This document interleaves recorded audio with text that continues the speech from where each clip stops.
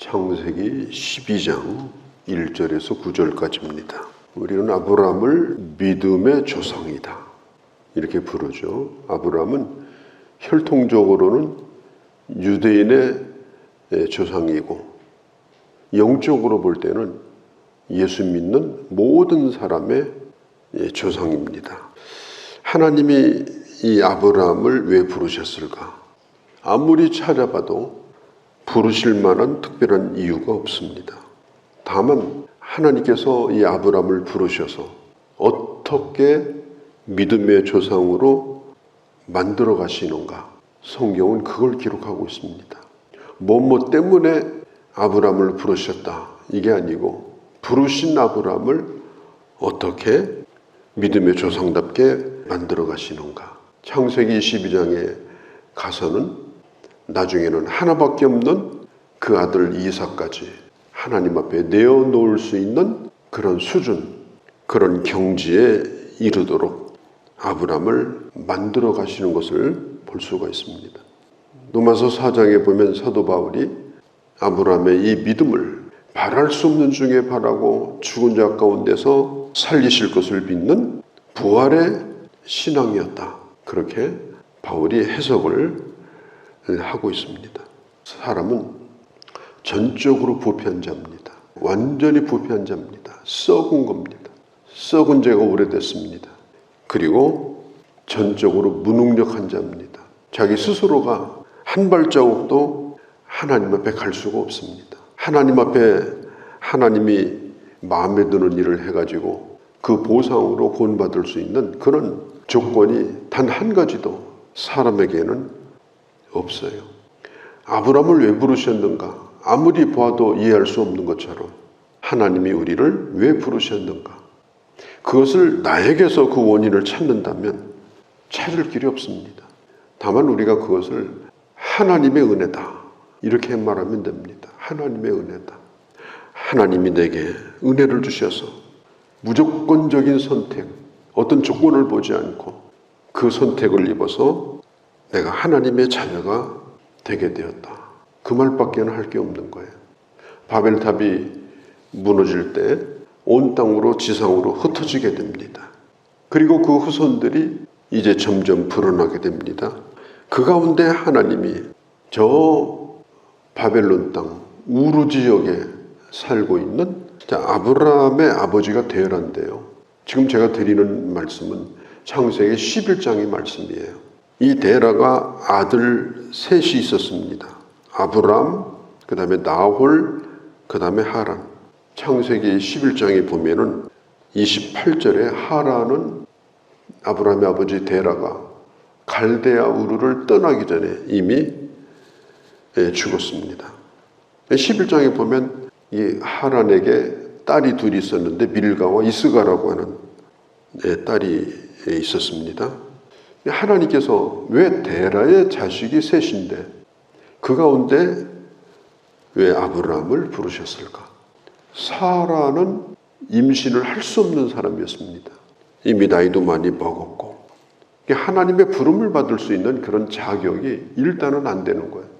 또 여호수아서 24장에 보면은 여호수아가 2절 3절에 데라가 저 강 건너편에 살 때 다른 신들을 섬겼다. 데라가 다른 신을 섬겼다라고 하는 것은 그의 자식들, 아브라함의 형제들이 전부 다 우상을 섬겼다는 걸 알 수가 있습니다.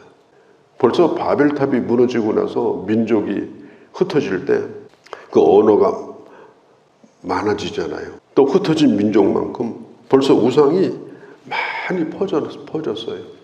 이 쿰난 문서라고 하는, 그러니까 성경에는 없는 문서입니다. 그런 문서를 찾아보면 요벨서라고 하는 기록 가운데 이 데라가 우상을 만들어서 생계를 유지하는 사람입니다. 그럼 예전에는 생계라고 하는 건 전부 예전은 가업으로 물려져요. 어디 가서 사업을 해서 돈 벌고 그런 시대가 아닙니다. 아버지 일을 물려받아서 자식이 하고. 아브라함은 그럼 뭘 배웠겠어요? 이 나이 먹도록 우상 만드는 거 배운 사람이에요. 아버지 가업 이어받아서 그런 집안이니까 아브라함은 자식을 낳을 수도 없는 사람이기 때문에 자격이 안 되고 이미 우상을 섬기는 사람이기 때문에 하나님이 그 안에 없어요. 자격이 안 되는 사람입니다. 그런데 하나님이 그를 부르신 거예요. 하나님의 은혜입니다. 그러면 우리는 누군가? 우리도 똑같은 처지입니다. 우리가 하나님을 알고서 어머니 뱃속에서 나오지 않았어요. 우리가 하나님을 어릴 때부터 부르던 사람도 아니에요. 하나님과 상관없이 살다가 부름을 받은 다음에 하나님을 알게 된 거예요. 알았기 때문에 부름받은 게 아닙니다. 그리고 아브라함에게 현실에 전혀 맞지 않는 약속을 받았죠. 자식 주겠다. 그 자식이 하늘의 별처럼 많아지겠다. 네가 복의 근원이 될 것이다. 현실하고는 안 맞아요. 우리도 마찬가지예요. 같은 은혜로 여기까지 온 사람들입니다. 아브라함의 아버지 데라가 갈대아 우르를 떠납니다. 아브라함도 같이 떠나고. 그래서 이제 갈대아 우르의 변방에 있는, 변두리에 있는 하란이라고 하는 곳에 가서 머무르게 돼요. 이 하란은 가나안 땅에 들어가기 전에 있는 갈대아 우르의 한 부분입니다. 그때 당시 하란은 벌써 수세식 화장실이 있을 정도예요. 그런 문화, 그런 도시, 그런 편리함, 그런 안전이 보장받는 성문을 열고 닫고 안전한 곳, 그런 곳이 바로 하란입니다. 그 아버지 데라는 하란에서 적어도 10여 년을 더 머무르게 됩니다. 아브라함은 꼼짝도 못합니다. 한 발자국도. 그렇게 하다가 그 아버지 데라가 죽어요. 데라가 죽은 다음에 드디어 하나님의 본격적인 명령을 받습니다. 그게 바로 오늘 12장 1절의 말씀이에요. 여호와께서 아브라함에게 이르시되, 이 말은 데라가 죽은 다음에 아브라함을 다시 또 한 번 부릅니다. 이제 더 이상 하란에 머물러 있지 말라. 그곳을 떠나라. 아직도 갈대아 우르 변방에 머물러 있는데 거기를 빨리 벗어나라. 빨리 강을 건너라. 본토 아비집을 떠나라. 네 아버지 있던 데에서 이제는 결별을 해라. 그래서 12장 1절의 말씀을 하시는 거예요. 너의 아버지 집, 너의 고향, 너의 친척, 그곳을 떠나라.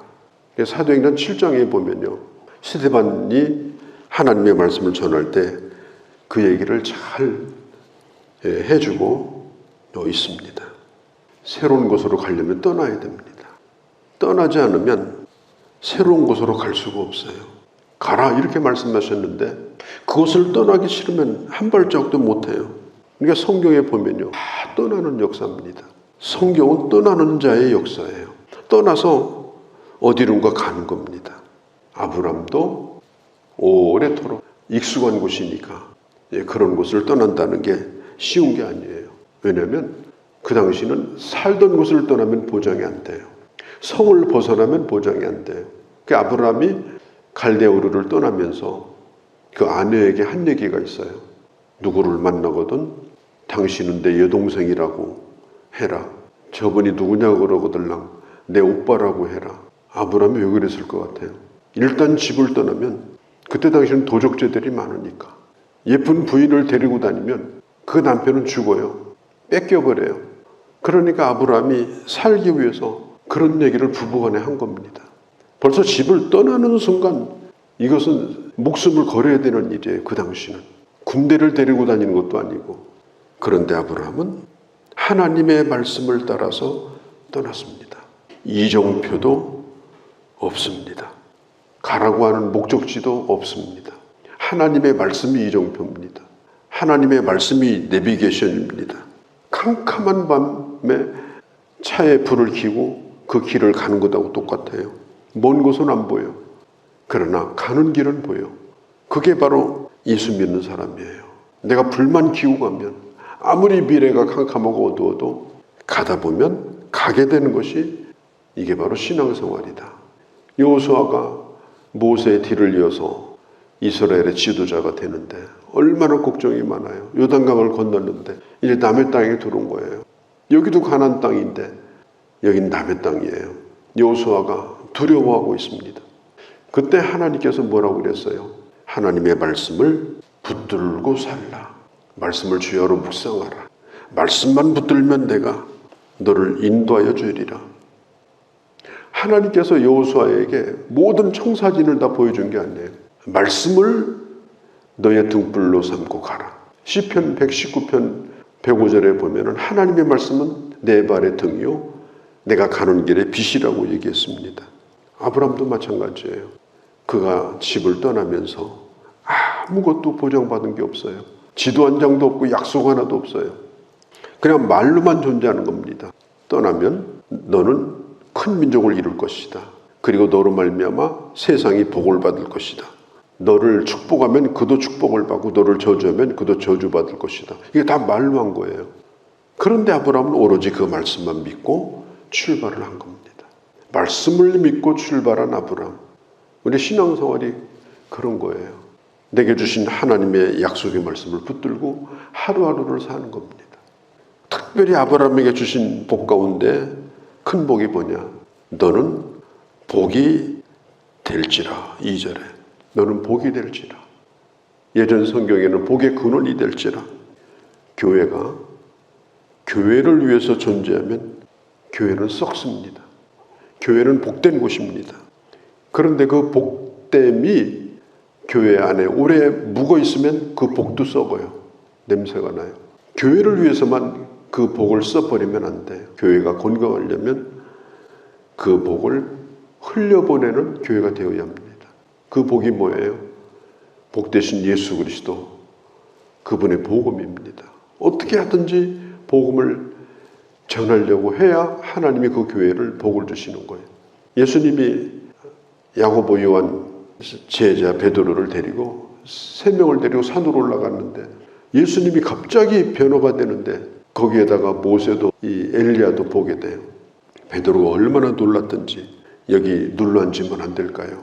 초막도 하나씩 지어드릴게요. 우리가 놀라운 하나님의 영광을 보았다면 눌러 앉으라고 주신 것이 아니고 그 영광을 세상에 보여주라고 주신 겁니다. 꿈 넘어 꿈이라는 말이 있어요. 꿈 넘어 꿈. 사람에게는 꿈이 2가지가 있습니다. 첫째는 무엇이 되고자 하는 꿈이요. 2번째는 되고 나서 어떻게 살까 하는 꿈이에요. 사람들은 열심히 돈을 벌어요. 부자 되고자 합니다. 그건 나쁜 꿈이 아니에요. 열심히 돈 벌어야죠. 그 꿈을 이뤘을 때, 그래도 내가 어느 정도 가졌을 때, 그때 나는 그 돈을 가지고 어떻게 할 건가. 그 꿈이 없이 평생 돈만 벌고 산다면 그 사람은 꿈이 없는 사람이에요. 반쪽짜리 꿈만 가지고 살다가 끝나는 인생이에요. 1차적으로 내가 꿈을 이루었다면 그 다음에 내가 꾸어야 될 꿈은 뭔가? 그게 반드시 있어야 됩니다. 내가 인류대학 들어가는 꿈을 가지고 목숨 걸고 공부하죠. 꿈을 이뤘어요. 그러면 그 대학 졸업만 따서 뭐 할 건가? 그 꿈이 없이 산다면 그 대학 들어가 봐야 소용없어요. 돈 버는 것도 마찬가지예요. 내가 이 돈 벌어서 어떻게 쓸 건가? 그것에 대한 분명한 플랜이 있어야만이 진정한 꿈을 이루는 겁니다. 집 사고 땅 사고 빌딩 세우는 게 꿈이 아닌 거예요. 직분을 맡는 것도 마찬가지예요. 학교 들어가서 열심히 공부하고 신학 공부하고 목사가 되는 거, 또 되려고 열심히 공부하고 목사가 됐습니다. 꿈을 이뤘어요. 그러면 그것으로 끝나는 겁니까? 나는 어떤 목회자가 되어야 하는가? 그 꿈이 없이 목회자가 됐다면, 된 것으로만 족하고 계급장만 달고 다닌다면 이건 그야말로 재앙이죠. 직분도 마찬가지예요. 내가 교회에서 직분 받기 위해서 그런 꿈을 가지고 있는 거, 교회에서 장로도 되고 집사도 되고 권사도 되는 거, 그런 꿈이 귀한 거잖아요. 그래서 직분 맡았어요. 나는 어떤 직분자로 살 건가? 그것에 대한 분명한 꿈이 없이 직분의 완장만 타고 다니면 10년, 20년 그렇게 살면요, 사람 완전히 망가져요. 완장 달고 다니면서 여기저기 간섭하고 쓴소리하고 그렇게 하는 줄 알고 그렇게 살아요. 그렇기 때문에 이게 중요한 겁니다. 하나님께서 분명히 아브라함에게 부자가 되게 하셨습니다. 종들만, 집에서 기르는 사병들만 1000명이 넘어요. 어마어마한 부자입니다. 그런데 아브라함은 땅을 한 평도 가지지 않았어요. 자기 집을 한 번도 지어본 적이 없어요. 왜? 이 세상에다가 모든 걸 투자하고 살아가는 것이 자기 꿈이 아니었기 때문에. 하나님께서 아브라함에게 말씀하는 거예요. 너는 모든 자를 복되게 하는 자다. 부자 되는 게 아니다. 너는 복을 나눠주는 자다. 그 영향력을 가지고 하나님의 뜻을 이루는 자다. 그래서 아브라함은 하나님이 주신 꿈을 가지고 산 거예요. 이게 참 중요합니다. 히브리서 11장에 보면은 아브라함은 자기 스스로를 나그네라고 불렀다고 그랬어요. 당신 누굽니까? 그러면 나 아브라함인데요. 이렇게 하지 않고 나는 나그네입니다. 이 세상에 잠깐 살다가는 나그네입니다.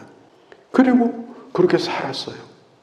앞에 있는 영광을 바라보며 하나님의 약속을 바라보며 이제 하나님의 부름을 받고 하나님의 자녀가 된 사람들입니다. 하나님의 은혜로 시작된 일이에요. 하나님께서 우리를 하나님의 자녀로 만들어 가실 겁니다. 우리가 사는 인생이라고 하는 건 만들어져 가는 거예요. 하나님이 내게 부르신 뜻이 뭐냐?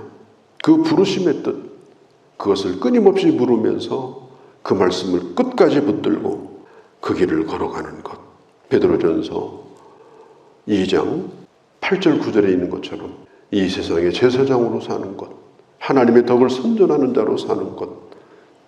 녹슨 수도관 때문에 수원지에서 보낸 물이 녹물이 돼가지고 녹물을 먹이면 안 되잖아요. 하나님의 복을 나눠주는 자로 건강하게 살아서 진정으로 이 세상이 하나님의 복을 받을 수 있도록 우리 자신도 우리 교회도 그렇게 쓰여지는 복된 하나님의 사람들이 다 되어지기를 바랍니다. 거룩하신 우리 아버지, 오늘도 저희들을 이와 같이 불러주시고 주의 말씀을 들었습니다. 우리는 아브라함인 것 같이 아무리 생각해도 왜 불렀는지 알 수 없는 자로 오직 하나님의 은혜라고 고백할 수밖에 없는 저희들입니다. 하나님께서 아브라함을 평생 만들어 가신 것처럼, 그리고 오늘까지 아브라함의 이름을 부를 수 있도록 하신 것처럼 우리도 하나님의 부름을 받아 주님이 주신 꿈을 품고 살다가 우리의 이름이 대대손손 남아서 하나님의 영광스러운 아름다운 믿음의 조상이 되어지는 저희가 되도록 아버지, 저희들을 사용하시고 저희들을 인도하여 주옵소서. 우리 주 예수님의 이름으로 기도하옵나이다. 아멘.